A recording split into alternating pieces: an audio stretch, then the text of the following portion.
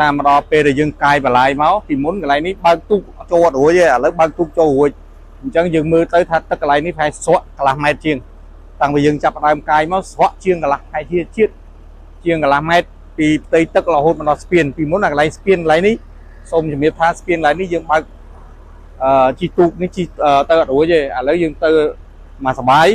ហើយទី2សម្រាមក៏អត់មានដែរសម្រាមព្រោះយើងខ្ទប់ពីលើរួចអស់អញ្ចឹងសម្រាមលែងមានធ្លាក់ចុះក្រោមហើយទី3យើងឃើញកន្លែងនេះបានទឹកហូរខ្លាំង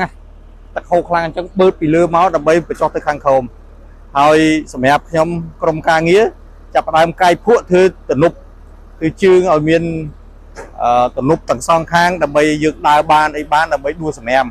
អញ្ចឹងយើងបានកោការកន្លែងនេះយើងធ្វើបានជោគជ័យដោយសារប្រជាពលរដ្ឋលោកចូលរួមហើយដោយសារការលើកទឹកចិត្តការគ្រប់គ្រងពេញទំហឹងរបស់ឯកឧត្តមភួងសៀងអភិបាលរាជធានីភ្នំពេញហើយនឹងលោកសុកកញ្ញរិទ្ធអភិបាលខណ្ឌពោធិ៍សែនជ័យខ្ញុំជួយជំរុញទាំងកម្លាំងចិត្តកម្លាំងកាយទាំងថវិកាទាំងប្រេងដើម្បីស្ដារបន្លាយនេះឲ្យបានមួយជោគជ័យដែលមានទំហំ10ម៉ែត្រជម្រៅឲ្យកាន់តែជ្រៅដើម្បីបឺតទឹកពីលើមកដើម្បីកុំឲ្យលិចទៅផ្ទះប្រជាពលរដ្ឋយើងហើយខ្ញុំសង្ឃឹមនិងជឿជាក់ថាប្រជាពលរដ្ឋរបស់យើង